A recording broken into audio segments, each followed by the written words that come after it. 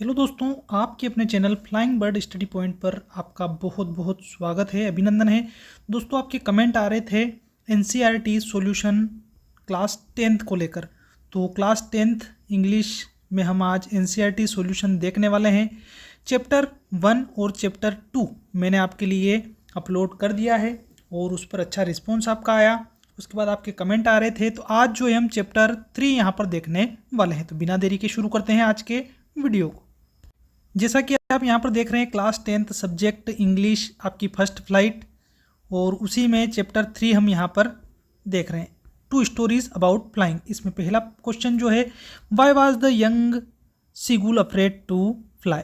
Do you think all young birds are afraid to make their first flight, और are some birds more timid than others? Do you think a human baby also finds it a challenge to take its first step? यानी जो seagull था वो उड़ने के लिए क्यों डर रहा था? क्या सभी बच्चे या सभी पक्षी जो है इसी प्रकार पहली उड़ान के लिए डरते हैं? क्या कुछ बच्चे इससे भी ज़्यादा डरपोक होते हैं? और ह्यूमन बेबी यानी इंसान का जो बच्चा होता है उसके लिए भी जो पहली कदम वो रखता है वो भी ऐसे ही चैलेंज होता है। तो इसका आंसर अगर हम देखें तो the young seagull was afraid to fly because it was its first flight, यानी वो उसकी पहली उड़ान थी सीगुल की, इसलिए वो डर रहा था। It is a well known face that doing somethings for the first time is challenge. आप सभी जानते हो कि पहली बार कुछ भी काम करना एक चैलेंज होता है। Therefore all young birds must be afraid to make their first flights, यानी सभी जो बच्चे होते हैं पक्षियों के वो पहली उड़ान में इसी प्रकार डरते हैं। Similarly a human baby would also find it a challenge to take its first step, यानी जो इंसानी बच्चे की अगर हम बात करें तो उसके लिए भी चैलेंज होता है पहला कदम रखना। पेज नंबर 36 से हम क्वेश्चन देख लेते हैं। The sight of the food maddened him, what does this suggest? What compelled the young seagull to finally fly? The young seagull was very hungry, यानी जो सीगुल था वो बहुत भूखा था। It was this hunger that ultimately compelled it to fly, और इसी भूख ने उसको उड़ने के लिए तैयार किया। Its hunger only intensified when it saw its mother tearing at a piece of fish that lay to her feet, यानी उसने अपनी माँ को देखा कि उसकी माँ की जो चोंच थी उसमें चोंच में और पैरों में एक मछली का टुकड़ा फंसा रखा था। It cried to her begging, उसकी माँ रो भी रही थी उसके लिए, to get some food when its mother came towards it with food in her beak. It screamed with joy and stiff anticipation, however she stopped midway. It wondered why she did not come nearer. वो सोच रहा था कि वो रो रहा है, सब कुछ कर रहा है, अपनी माँ को पास बुला रहा है, लेकिन सभी खुशी खुशी में उड़ रहे हैं, इंजॉय कर रहे हैं, कोई भी उसकी फिक्र नहीं कर रहा है, पास नहीं आ रहा है।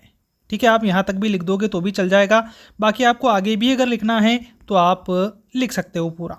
ठीक है, पेज नंबर 36 का जो हम अगला क्वेश्चन देख लेते हैं वो है, they were beckoning to him calling shrilly, why did the seagull's father and mother threaten him and cajole him to fly? The young seagull was afraid to fly. उसके माता पिता उसके साथ ऐसा क्यों कर रहे थे? तो वो सबसे पहले तो उड़ने के लिए डर रहा था। Even when it saw it's brother and sister flying and its parents helping and teaching them, उसने देखा कि उसके भाई बहन उड़ रहे हैं और उसके माता पिता उसकी जो है हेल्प भी कर रहे हैं, उसको सिखा भी रहे हैं उनको, भाई बहनों को। It could not gather enough courage to make that first flight, that it's why its father and mother were calling to it shrilly and scolding, और इसलिए उसके माता पिता ने उसको डांटा क्योंकि इतना कुछ होने के बाद भी उसमें साहस नहीं आ रहा था। They threatened to let it starve on its ledge if it did not fly. They did so because they wanted it to leave its fear behind and learn to fly, इसलिए उसको अकेला उन्होंने छोड़ दिया ताकि वो उड़ने के लिए सीख जाए। अगला क्वेश्चन 36 का देख लेते हैं हम। Have you ever had a similar experience?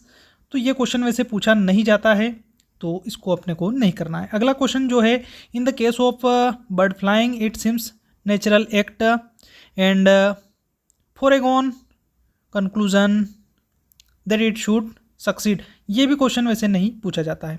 इसी में जो फ्लाइंग है आपकी 2 स्टोरीज ऑफ फ्लाइंग, उसी में अगला जो क्वेश्चन है आपका वो है आपका I will take the risk, what is the risk, why does the narrator take it. इसमें 2 पार्ट है, तो ये सेकंड वाला पार्ट हम पढ़ रहे हैं लेसन 3 का यहाँ पर। The risk was fly through the black storm clouds, मतलब रिस्क क्या है, तो I will take the risk, मैं रिस्क लूँगा। तो रिस्क क्या होती है, मतलब तो जो तूफान होता है उस तूफानी बादलों में उड़ना, ये रिस्क है, मतलब एरोप्लेन वाला पार्ट है ये। The narrator took the risk because his home was beckoning him, he was dreaming of his holiday and looking forward to be with his family. He also wanted to get home in time to enjoy a good English breakfast.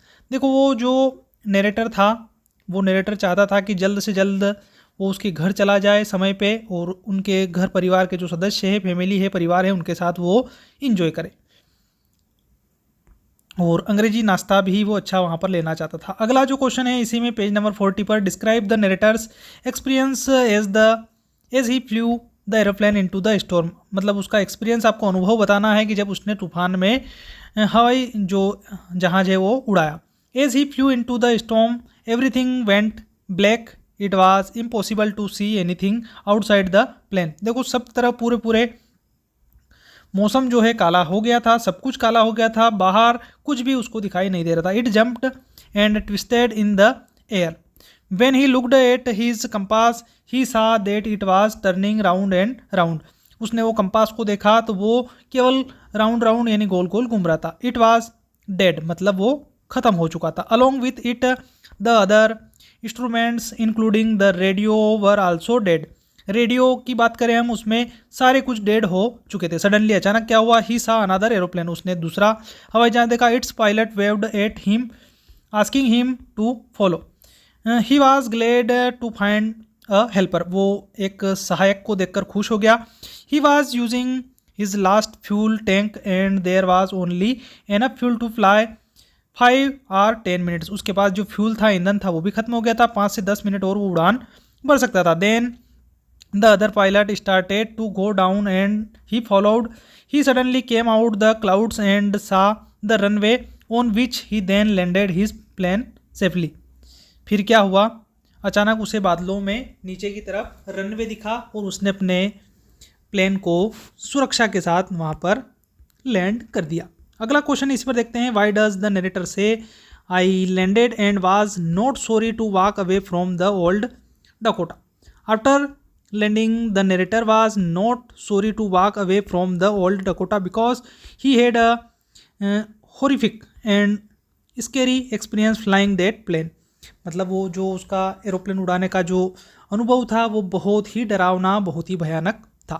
he was happy that he had landed the plane safely, लेकिन वो खुश था इसलिए क्योंकि उसने सफलतापूर्वक plane को land कर दिया था, नीचे उतार दिया था। that is why he was not sorry to walk away, इसलिए उसको अपनी गलती नहीं लग रही थी। Instead he wanted to know where he was and who the other pilot was, केवल वो ये सोच रहा था कि वो जो दूसरा पायलट था वो कौन और कहाँ।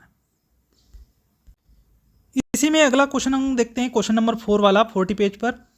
What made the woman in the control center look at the narrator strangely?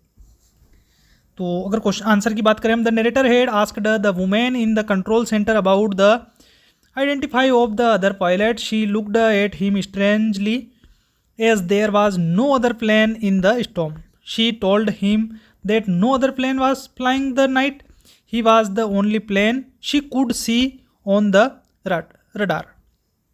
उसने वो जो महिला थी उससे पूछा, लेकिन उसने कहा कि कोई भी दूसरा प्लेन आकाश में नहीं उड़ रहा था, वो एक रडार थी।